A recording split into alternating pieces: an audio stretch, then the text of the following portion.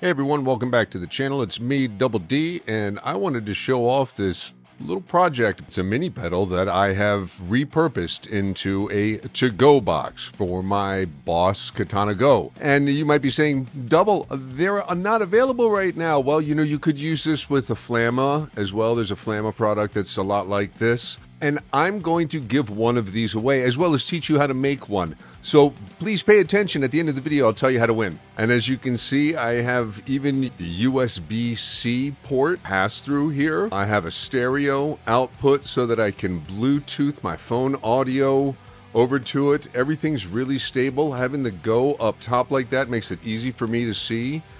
And I can use the stereo output that I have set up on the other side of the pedal here and send it to either a wireless in-ear set, or I can send it to my large to-go box. This is my boom box that I made out of just an amplifier and a couple of car speakers, and it's powered by a 12-volt USB pack that's rechargeable that also has a USB out that can help charge up my Go when I'm on the go. And I can just pop it right here on top with some Velcro and use my output jacks the way that I want into the input jack, or I can use my in-ear stuff. Either way, this is a fun project that I've really had a good time doing.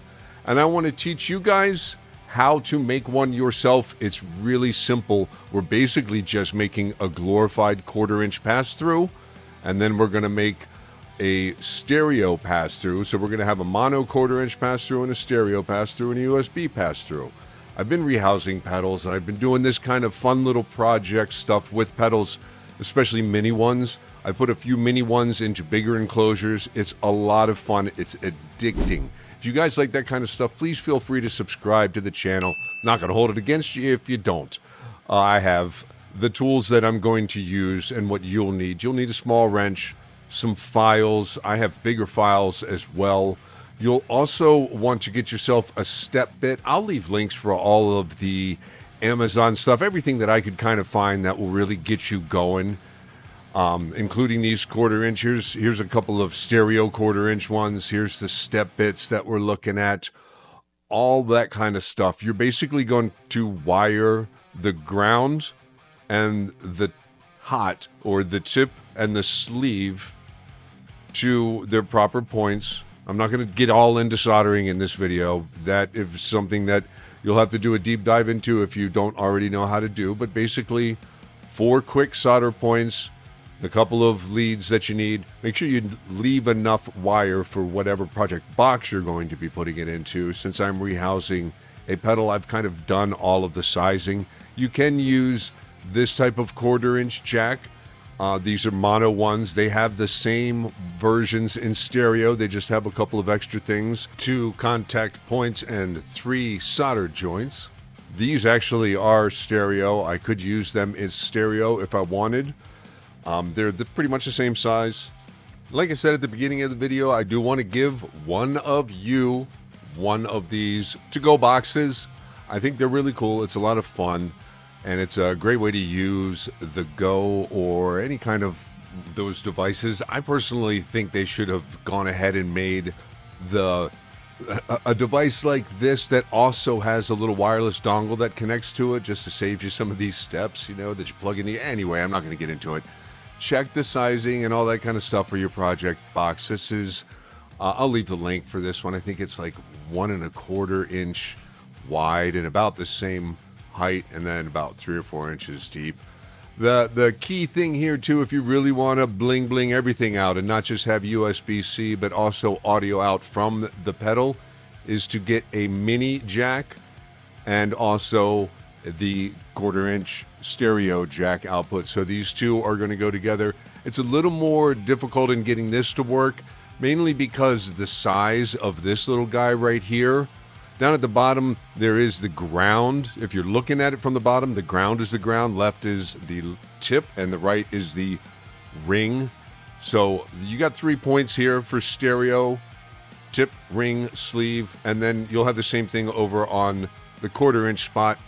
You can't really pre-solder them because you have to drop the 1/4-inch in and then you also have to put the little mini inch in. And you see here, this is my mono one. It only has 2 points, so I can't really use that one for stereo.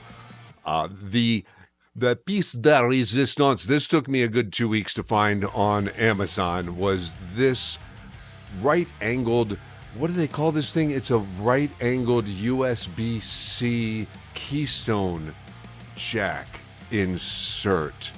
Man, that's a lot to say. Either way, it's basically a glorified USB-C pass-through. It has a whole bunch of stuff on it that I have to kind of pull off, and I'll file the nubs down a little bit to make it fit real tight into the project box, into the pedal, basically. And it's just really convenient being able to just plug in a dongle like this into a pedal, which is then going right to the Go. And this is the Mikado.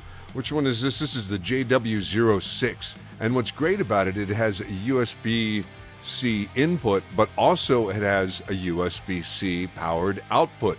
So it can power the pedal right through the USB-C, which is then, passing power right through to the Go. Or I can set it here on my desk and interface right with my computer from the little pedal. So let's take a look at what exactly it takes to get this thing going. You want to take the pedal or your project box and get it ready. I'd take all of the guts out of these mini pedals because I like to, like I said, take the circuitry and put them into bigger boxes when I find pedals that I really like. And I really like this iSet Current Shriek. It's a tube screamer kind of thing with a couple of different modes. So use your wrench, use your screwdriver, get all the little nuts and washers off of there. And you just start taking everything apart, and you'll eventually get to the point where you can access the circuit board. And I kind of carefully pop that out. This little pedal is great because the power just has a little clip-on thing. It's not soldered directly to the board, so I don't feel like I'm going to mess it up. You just kind of have to slowly push all of the circuitry out of the pedal itself, and take your time as to not mess up any switches or anything like that. Eventually it just pops out, and I'm going to put this aside because that will become a fun little project. It's a working pedal. That's a good thing to have, right? Huh? So I'll show you guys that in another video coming up, so make sure you subscribe. And here is now our empty case, and it's not exactly perfect. I can easily just take our glorified 1/4 inch pass-through and pop it in here now at the right angles. I want to kind of take a couple minutes and test fit everything, make sure that everything works right. That's what you're going to want to do, especially if you're going to be doing some soldering. And if you've never done that kind of stuff before, make sure you leave yourself enough lead. You can always clip a little cable, but it's a real pain to have to add cable. Real pain. So I've got this test fitted, and the next step will then be to I make sure I have enough wiring and enough space in all of the other positions here for the way that I want to lay it out. My little mini guy will drop right in there, right at the top where the main gain switch was. And this already is fitting right in there nicely. And then the receiver or your 1/4 inch cable, however you're going to use it. I like using a little wireless guy with this. We'll just pop right there. And the first big hole that I have will be where the mini stereo plug drops into, and that's going to pass around to the other side of the pedal. Yeah, it's going to work out great. Having a couple of inches worth of lead there, once I drop this little guy right into that hole. And actually, what I noticed before too is that I need to leave a little bit more of a rise. So I'm going to leave one of those nuts on the outside of the pedal, and then I'll solder those 3 to the small side. And this jack, the stereo jack, it just clears. It just clears this little area. And mainly because on the bottom side of the jack, there's a little bit of a nook. I'll show you that in just a second, where I have the leads there, those 3 TRS leads at the bottom, right through there. There's just a little bit of a nook for me to, once the wiring is all there, to actually have the mini sit in underneath that jack, and I had to bend the grounds tab back just a little bit right there, Like just a little. because you still want it to fit through the hole. You don't want the points to, mess up as you're pushing it through the hole, and then ultimately that would also mess up your solder. So these two in particular happen to work very well together. I also think the open ones will work real well, but this worked a lot better than the other ones that I'm using up in the top there for the pass-through portion, for just the connection of the guitar to the Go. That housing didn't leave enough space. So just a little bit of pre-planning, a little bit of thought about what you're going to use and how it's all going to fit really helps. And that's why I wanted to make this video, just to kind of give you some guidance, and also to celebrate being at almost 5,000 subscribers. Thank you guys. I really, really appreciate it. A little trick here that I found was to actually, once the pedal's all done, once you're all painted, you solder these leads onto the little mini jack, and then put your nut down there into place, and then you'll be able to, those leads will be in position, and it'll be a lot easier to then get those leads attached to the 1/4-inch stereo output jack. They'll be sitting in place, everything will already be in place, and then you'll be able to just put this into position and move it around accordingly and not really mess up the wiring. Now, the next big step is going to be getting this USB-C pass-through.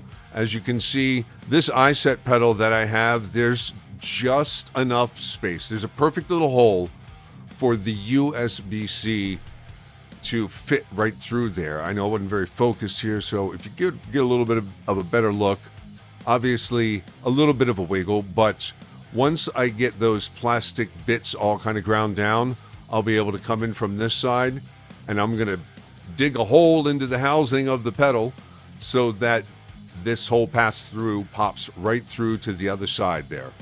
I'll mark my area that I want to take away with a Sharpie. I'll just kind of give a quick little outline, and then that's where this step bit is going to come in handy. I'm basically going to just expand the hole that I'm surrounding this with. It is going to touch these other couple of holes that are on this pedal.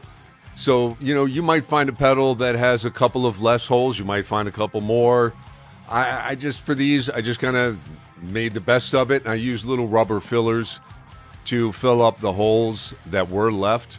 And then I blacken out all of the areas so that I know this is what I want to get rid of, and I'm not going to want to see any of that pen. And I know that then it will fit properly on there.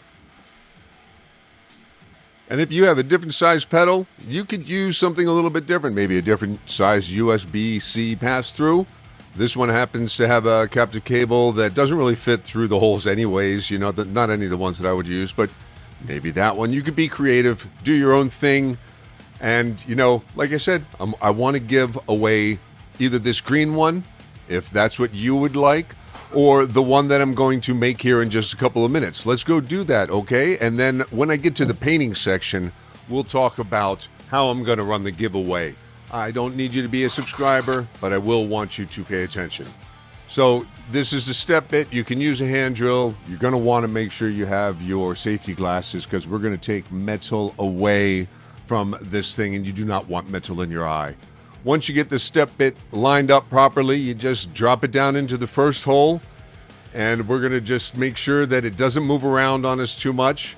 Keep it still, and if you're using a hand drill, use a vise, something like that, or a clamp. Keep it tidy and tight, and just keep going until you get really, really close, so that the circle is touching right about where you want to stop, and not actually take away material. You know what I mean.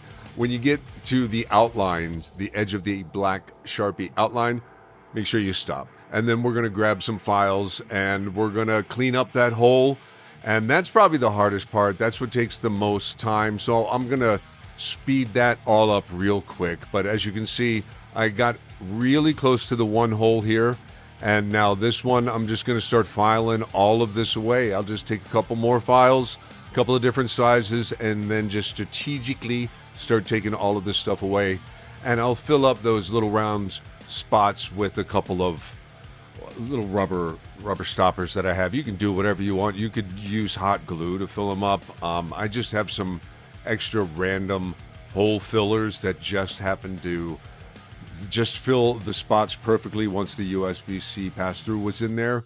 I will leave a list of all the Amazon stuff that I can find that will help you get to this point. Once I got it dug out enough, I was able to use bigger files, and I just kind of kept checking to see how far I needed to go. One thing you want to do once you do these test fits too is to cover that USB-C with some tape. And then I took a file to the edges of the pass-through so that those little clips and things weren't in the way, and any of the leftover plastic from the clipping was just not there, and I had a nice flush surface to work with. I just kept working away at the pedal. If this is what you need to do with your bud box or something like that, maybe you have a better tip for people. Leave a suggestion below if you've done something like this on how to square out a circle. But this is kind of what I found. Make a couple of holes and do your best to file everything out cleanly. And then, speaking of clean, make sure you clean up your area because this stuff will get all over the place.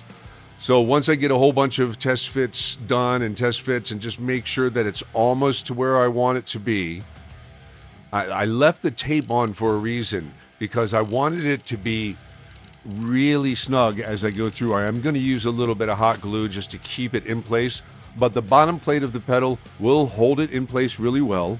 And I got it so that the tape, once I took the tape off the top, it actually fit just right. I got it so that it was really snug to try to get through with the tape, and I couldn't quite do it once I took the tape off. It fit perfectly. And now this will be out of the way of all of the cabling. Our next step is I took that port out, and I took some 100 grit. You can use 200, 220, whatever. And we're going to get this thing painted up. You see that bad boy right there? That's yellow. We're going to throw some crackle on it too. So this is how we're going to give these things away, okay? I've done a few different crackles. You can see some green there. I've done yellow on some others.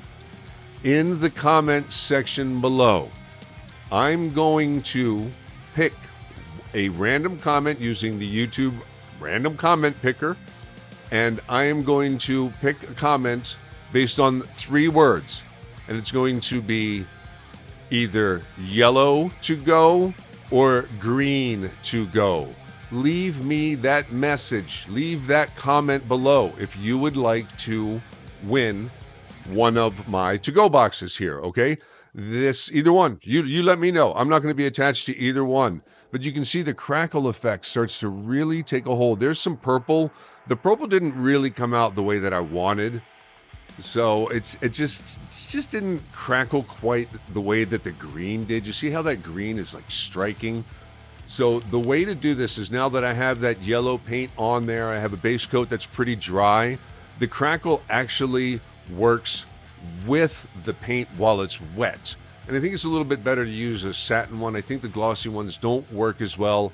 And it works really the best with a really vibrant, high contrast color. And then while it's still wet, you coat it with the crackle. And this is Montana Crackle. And they say you have to use their Montana Gold paints in order to get the best effect. But I have found that there are a few other paints out there that work really well. And then you coat it. The more you coat it, the different type of texture you get. I think you get less crackle with less coating, and a little bit more of a rich crackle with a little more of the coating. And heat really helps. So I have it out in the sun, and it's already starting to crackle, as you can see.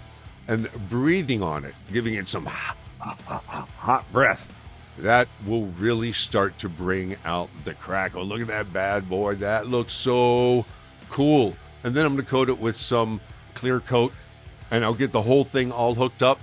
And you can have either this one or the green one, whichever one you like. One of you will win one of these guys, okay? Just to say thank you for getting this channel to 5,000 subscribers. It's been a nice growth, a nice slow, steady, but organic growth. And I really feel like you guys enjoy what I do. I wanted to give back again with something fun. And now, after about 5 minutes of sitting in the sun, this is what the crackle paint looks like. Looks so cool. And really, the black and white one probably looked the best with the Go just because it complemented everything. I want to give one of these away.